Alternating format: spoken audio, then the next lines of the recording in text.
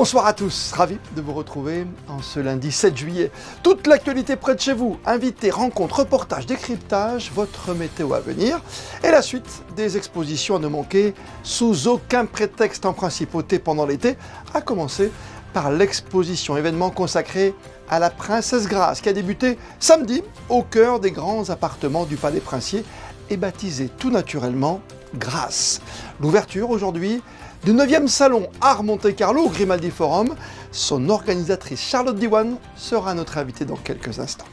Nous reviendrons également sur le lancement du programme Ride and Learn, fruit de la collaboration entre l'Union cycliste internationale et Peace and Sport. Jean-Jérôme Mortier, directeur général de l'organisation basée à Monaco, nous en expliquera tous les enjeux. Et puis nous intéresserons à la formation aux professions judiciaires pour sensibiliser les professionnels à la lutte contre le blanchiment d'argent. Enfin, à la fin de votre journal, nous vous proposerons une balade au large de Monaco à la découverte des cachalots et autres dauphins. Comme vous le savez, la seconde session de l'Académie de la mer de Monaco se tient depuis une semaine en principauté et se terminera le 12 juillet après notamment une table ronde sur les flux migratoires et le trafic d'êtres humains qui empruntent les voies maritimes, la découverte également de notre Monaco, de la gastronomie aussi par le prisme de la Méditerranée. La matinée de ce lundi, en présence du prince souverain, était-elle consacrée cette fois à la question baleinière. Vendredi, pour la session de clôture, un colloque sera organisé à 9 h au Sea Club autour de la mer et des énergies. C'est une exposition événement, je vous le disais, qui s'est ouverte samedi dans les grands appartements du Palais Princier. Exposition consacrée à la Princesse Grace, tout simplement baptisée Grace, un hommage intimiste et sensible à travers des portraits, des objets personnels qui nous permettent de découvrir la femme que Grace Kelly était, au-delà de l'icône qu'elle représentait. Voici le reportage d'Émilie Rousseau et de Thomas Deus. Elle était magnétique, charismatique, d'une élégance intemporelle. Grace Kelly a marqué l'histoire d'Hollywood à Monaco. Dans l'exposition intitulée Grace et présentée au Palais Princier, c'est un autre regard, une autre approche que l'on nous propose d'explorer et qui nous révèle la femme derrière l'icône. Une femme qui était très forte, très indépendante, très humaine également. C'est une exposition qui veut justement montrer tous ces aspects-là, en plus de sa beauté, de sa grâce et de son style unique. Déployée sur 90 mètres carrés, l'exposition rassemble des portraits en noir et blanc de Grace Kelly avec son regard puissant qui nous accompagne tout au long de la visite. Des clichés pris notamment par Howell Conant qui se mêlent aux accessoires, aux objets personnels pour certains jamais encore dévoilés au public. La scénographie de cette exposition imaginée par Natalia Mlodzikowska et Marie-Ève Mestre nous transporte dans 3 salles à la découverte de 3 univers différents. Le premier univers, c'est un univers consacré à sa fonction, à qui elle était en représentation, que ce soit dans la rue avec ses enfants, que ce soit lors de déplacements officiels. On part avec la deuxième salle vers quelque chose de déjà beaucoup plus intime. On a salué son amour pour la nature, surtout pour tout l'univers végétal. Et en dernière salle, nous sommes vraiment dans l'intime, avec des photos relatives à sa famille, à son couple et les accessoires aussi, beaucoup plus personnels. Cet événement est une parenthèse enchantée, sensorielle également, avec ce parfum de rose qui s'échappe dans les 3 pièces des grands appartements, fragrance que la princesse affectionnait particulièrement. L'exposition Grace pourrait être une longue série d'événements pour mettre en valeur les facettes de la personnalité de Grace Kelly, devenue princesse de Monaco. Monte-Carlo est de retour pour une 9e édition. Ce salon d'art accueille des galeries du monde entier pour le plus grand bonheur des collectionneurs. Dans le reportage qui va suivre, on vous propose un avant-goût de ces pièces contemporaines et c'est avec Alban Gingembre, Uko Komassam et Clélia Renaud. Peinture, sculpture, collage, l'art contemporain casse les codes pour un style plus libre. Pendant 2 jours, l'Art Monte-Carlo accueille 25 galeries venues du monde entier. L'occasion pour les collectionneurs d'entrer dans l'imaginaire de plus de 200 artistes. Parmi les exposants, la maison Piaget, partenaire principal du salon. C'est vraiment l'idée de faire découvrir de manière intime notre maison. Chez Piaget, tout est association de créativité et de savoir-faire. des créativités qui nourrissent des savoir-faire et des savoir-faire qui nourrissent la créativité. Et c'est ça qu'on veut particulièrement illustrer. Et ça, on le fait au travers d'une thématique globale qui est le travail de la forme et de la matière. D'autres galeries plus jeunes attendent ce salon avec impatience, car c'est l'occasion de rencontrer une clientèle internationale. La sélection est très très bonne. C'est un salon qui reste intime, on peut avoir des vraies conversations avec les collectionneurs. Et puis les collectionneurs sont au rendez-vous. C'est vrai qu'en tant que galerie, on a envie de connecter, on fait un peu le tour du monde et le sud de la France et Monte-Carlo est important pour nous. À chaque année, on défend notre programme en pensant toujours aussi aux collectionneurs. Nous, on est une galerie, jeune galerie, ça fait 6 ans qu'on a ouvert, qui est dédiée aux artistes des scènes du Sud. On a beaucoup d'artistes qui viennent d'Afrique, des Caraïbes, d'Amérique latine. Et c'est vrai qu'on détonne un petit peu, on essaye d'apporter un peu de couleur et une certaine singularité au salon. Et pour les passionnés, des tables rondes, des conversations sont organisées pour aller encore plus loin dans l'art contemporain. Et avec nous ce soir, la directrice d'art Monte-Carlo, Charlotte Diwan. Bonsoir à vous. Bonsoir. 2 grandes journées pour le retour. C'est la 9e édition, en tout cas, d'Art Monte-Carlo. À chaque fois, on voit des choses assez merveilleuses. À chaque fois, on le rappelle, c'est pour mélanger un petit peu ce qui se passe aussi dans la région et au niveau international. Exactement. Donc, on propose une plateforme pour les galeries internationales ici en Principauté, tout en maintenant un ancrage local fort, avec notamment la présence aussi de galeries monégasques sur le salon et de collaborations institutionnelles sur place aussi à Art Monte-Carlo. Combien de galeries, comment est disposée cette exposition? Alors l'exposition est disposée en 2 parties puisqu'on a la chance cette année d'investir pour la première fois la nouvelle extension du Grimaldi Forum. Donc un premier espace qui se trouve vers l'accueil, abrite sur le salon des éditeurs d'art et des projets spéciaux ainsi que notre nouvel espace dédié à un programme de conférences. Et sur la surface supérieure de l'extension, l'espace Pinède, nous avons accueilli ici nos 25 galeries exposantes pour Art Monte-Carlo. Donc on est au nombre de 25 galeries sur la foire. Et en plus de ce programme de galeries, nous avons proposé plusieurs projets spéciaux. Comment vous sélectionnez, Charlotte Diwan, ces galeries qui viennent à Monaco? Alors nous avons un comité de sélection en place qui chaque année passe en revue toutes les candidatures qui sont reçues pour Art Monte-Carlo. Et ensuite c'est notre comité qui se réunit et qui avec des critères de sélection qui sont surtout la qualité en fait, des projets proposés, font la meilleure sélection possible. Ce ne sont que 2 jours, ça veut dire que c'est un véritable marché de l'art en tout cas ici, dans cette nouvelle antenne du Grimaldi Forum. C'est 3 jours d'exposition, 25 galeries internationales, 2 projets institutionnels organisés avec le Centre Pompidou, puisque celui-ci a une actualité importante en Principauté en ce moment.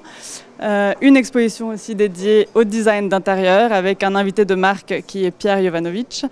Et voilà, une sélection, comme je disais, d'éditeurs d'art, en plus d'un programme de conférences, abrité aussi à Art Monte-Carlo et qui aura lieu mardi 8 et mercredi 9 juillet. C'est un vrai rendez-vous de prestige, en tout cas pour Monte-Carlo, pour votre marché, bien sûr, hein, pour ce rendez-vous de Art Monte-Carlo 9e édition.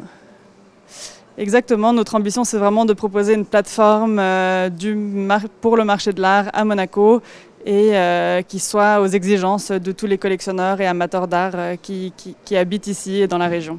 Vous avez parlé également d'un programme de, on peut appeler ça comme ça d'ailleurs, hein, si je peux me permettre, un programme de conversation aussi. Oui, tout à fait. On a un programme de conversation. On va par exemple organiser, à titre d'exemple, demain, dans l'après-midi, une première conférence avec notre partenaire officiel qui est Piaget. Et on aura le grand honneur de recevoir M. Yves Piaget sur le salon qui donnera une conférence sur l'historique de la maison et surtout les célèbres collaborations que la maison a fait avec des artistes depuis les années 60. En gros, c'est pour mieux connaître l'art encore, mieux le partager, ce plaisir? En tout cas, mieux comprendre l'histoire de l'art et son implication dans la production d'aujourd'hui. 3 jours, vous l'avez dit, hein, et mercredi encore. Merci 1000 fois, Charlotte Diwan, d'être venue nous présenter en tout cas Art Monte-Carlo, qui fête cette année sa 9e édition déjà. Merci à vous. Merci beaucoup. Au revoir. On va parler économie et finances maintenant. Alors que Monaco a été, on s'en souvient, pointé du doigt par le GAFI, le groupe d'action financière internationale, en juin 2024, jugeant le pays non conforme aux standards internationaux en matière de lutte contre le blanchiment. De nombreux acteurs se sont mobilisés pour changer la donne Et cela passe notamment par la formation des magistrats. Sarah Karim et Jean-Alexandre Dordet ont assisté à la clôture de celle débutée en février dernier.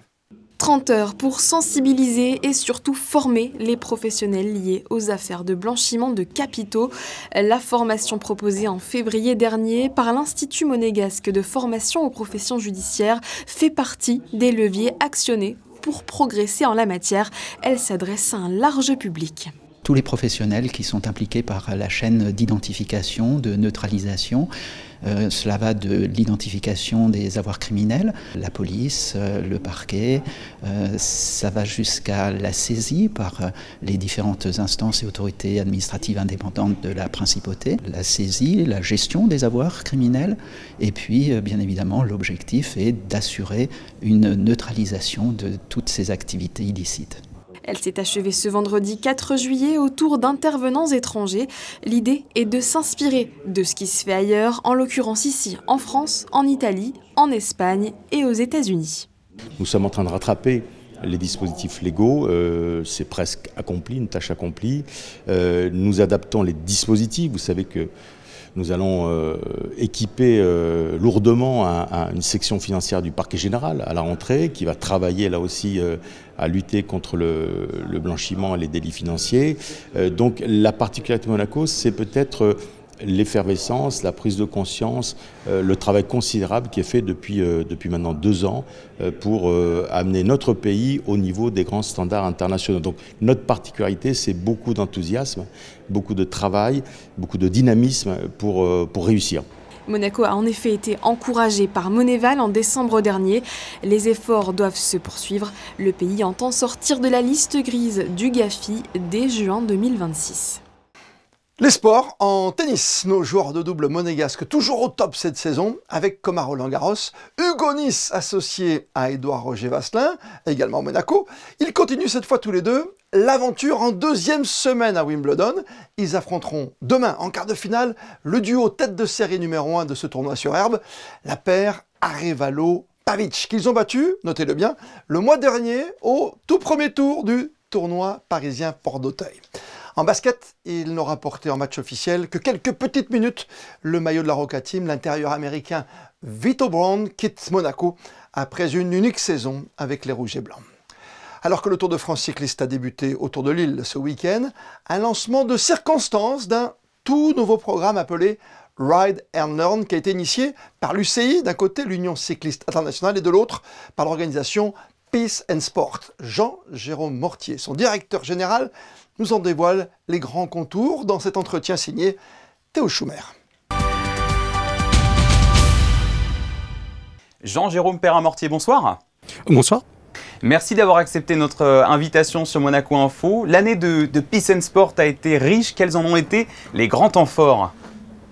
Alors déjà, nous avons eu la journée internationale du 6 avril, qui est la journée internationale du sport au service du développement et de la paix, qui nous a permis de lancer cette campagne de sensibilisation sur le fait que 460 millions d'enfants vivaient dans des zones de conflit, avec notre carton blanc, avec plus de 120 millions de personnes qui ont participé à la campagne. Et cette année, on a travaillé un petit peu différemment. On a travaillé à des grands partenariats stratégiques, notamment avec la LFP, la Ligue nationale de football en France, ainsi que différents acteurs pour faire la promotion de la paix par le sport au travers de cette campagne Wildcard.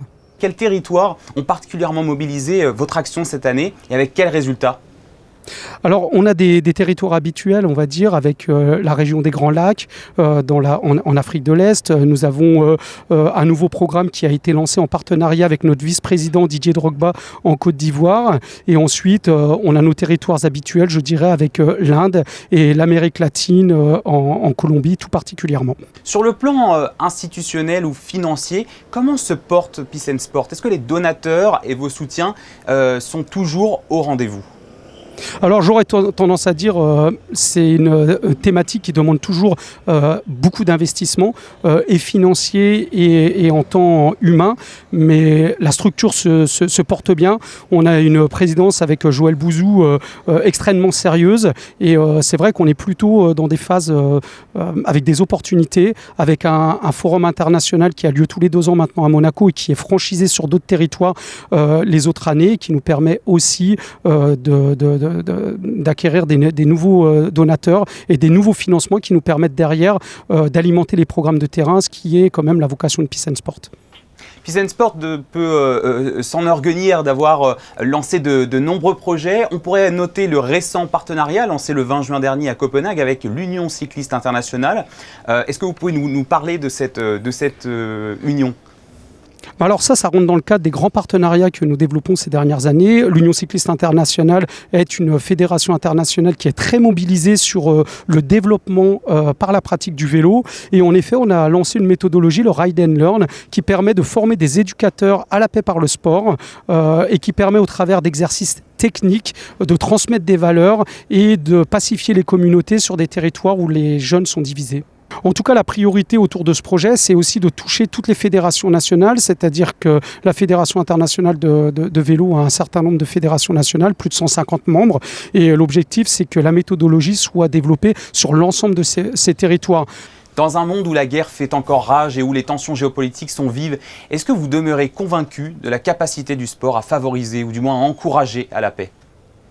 Voilà. De toute façon, quoi qu'il arrive, nous on est des activistes de la paix, donc on croit vraiment dans ce qu'on fait. Ensuite, c'est vrai que lors de conflits, c'est difficile d'intervenir. Mais en amont de conflits, il y a vraiment énormément de choses à faire pour stabiliser les territoires par l'activité paix par le sport, avec des exercices auprès des gamins qui sont dans des communautés divisées. Et dans l'après-conflit, c'est aussi comment ces gens qui ont été divisés peuvent se retrouver pour retrouver des valeurs communes et réussir à vivre ensemble. Et le sport, il n'y a pas un meilleur outil à l'heure actuelle. Merci beaucoup Jean-Jérôme Perrin-Mortier d'avoir répondu à nos questions sur cette riche année de Peace and Sport. Merci à vous. Merci à vous. Nous vous avons présenté la semaine dernière la société Monaco Riviera Navigation qui propose des sorties touristiques autour du littoral monégasque pour découvrir d'une autre façon la principauté. Il faut le savoir, cette société propose également des balades les mercredis et les samedis matins à la découverte des cétacés et autres mammifères marins. Fabien Bonilla et Camille Caloni ont fait partie d'une de ces excursions. Le rendez-vous est donné chaque mercredi et samedi matin à 8h15 du côté du quai des États-Unis. Ce jour-là, une vingtaine de personnes a pris la mer direction le large à une quinzaine de milles nautiques de Monaco. C'est parti pour une balade à la recherche de dauphins, baleines, tortues ou autres pendant 4h30.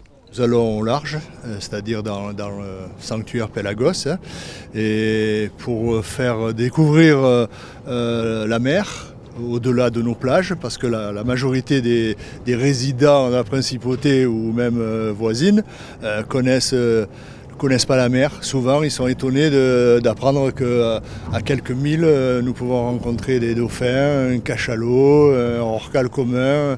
Donc l'objectif, c'est un peu éducatif, c'est surtout ça la motivation, c'est pas économique. Et en même temps, vous savez qu'il y a un rôle de protection à mettre en place, quoi. Et donc on veut jouer ce rôle à notre niveau monégasque pour faire comprendre qu'il y a des animaux pas loin et qu'ils ont besoin d'être protégés, quoi. C'est l'avenir de la terre, c'est l'avenir pour nos enfants, nos petits-enfants, etc., etc.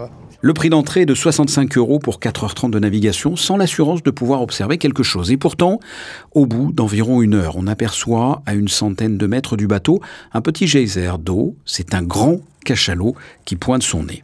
Le temps suspend son vol pendant quelques minutes et puis un plongeon observé par le photographe de la rédaction. Une façon peut-être pour ce cachalot de nous dire au revoir. Lui et nous partons chacun vers d'autres horizons.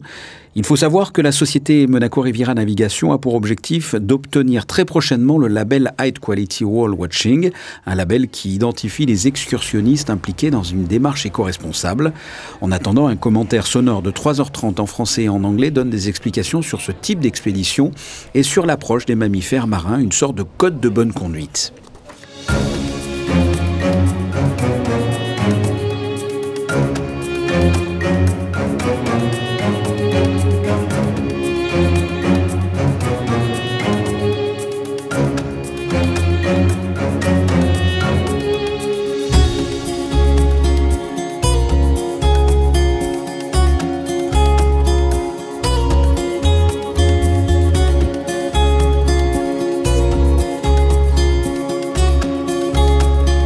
Après 4 heures de navigation, la balade en mer touche à sa fin et cerise sur le gâteau, alors que les passagers pensent qu'ils ne verront plus rien, des dizaines de dauphins nous proposent un véritable balai autour de l'embarcation pendant environ une demi-heure pour la plus grande joie des passagers.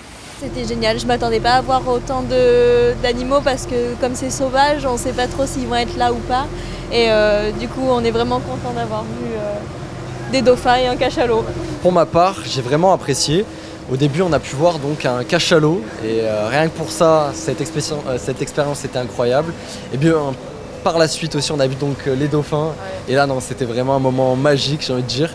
Donc, je sais pas ce que tu en as pensé, toi. Ouais, en fait, ils sont restés longtemps avec nous.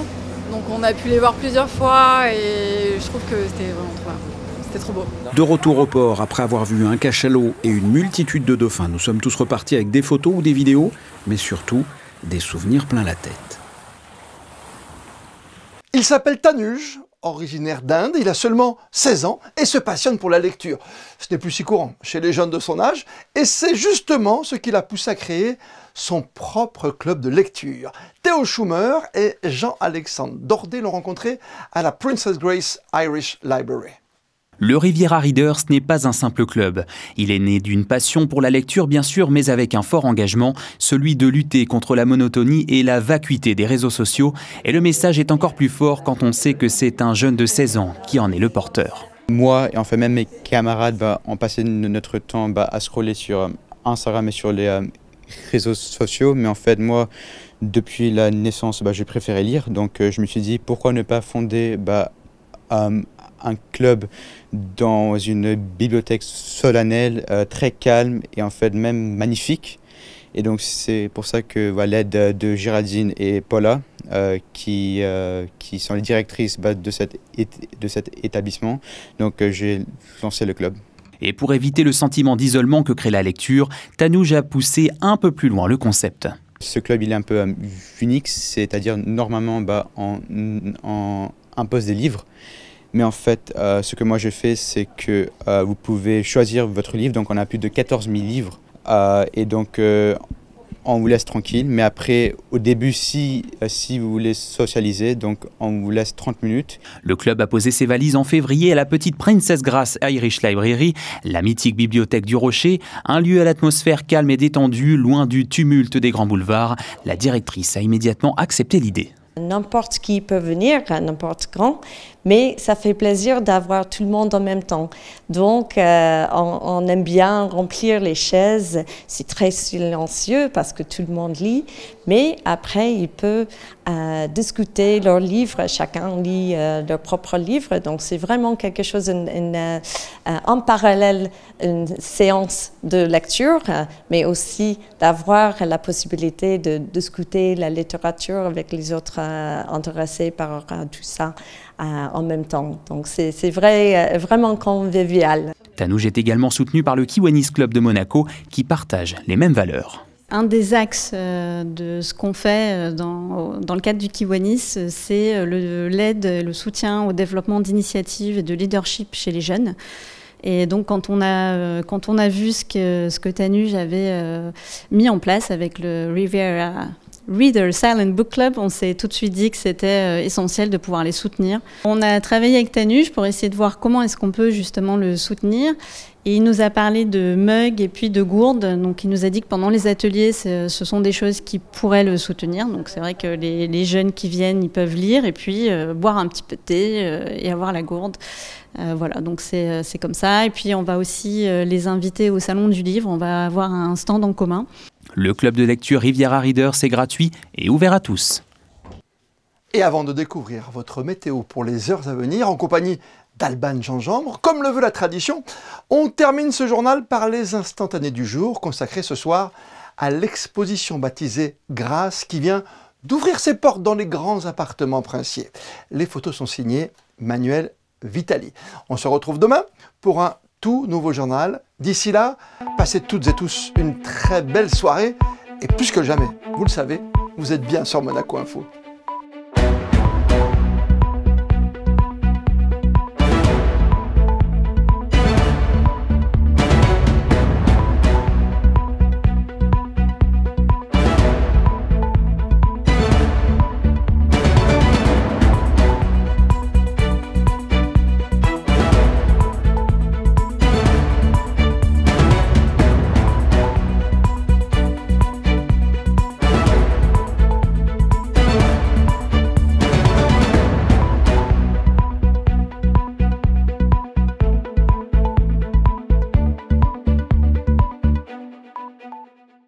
Retrouvez la météo avec Suisse Courtage, votre partenaire de confiance en assurance à Monaco. Protection sur mesure pour particuliers et professionnels. Bonsoir à tous. Demain, le soleil continue de briller dans un grand ciel bleu. En principauté, il fera beau malgré une baisse des températures, 22 degrés le matin et 28 l'après-midi. On passe en dessous de la barrière des 30 degrés. L'indice UV restera très fort, donc continuez de vous protéger. Le mardi 8 juillet, nous fêtons les Thibauts et la citation du jour, « Tout flatteur vit aux dépens de celui qui l'écoute », des mots de Jean de La Fontaine, qui est né un 8 juillet 1621. C'était la météo avec Suisse Courtage, votre partenaire de confiance en assurance à Monaco. Protection sur mesure pour particuliers et professionnels.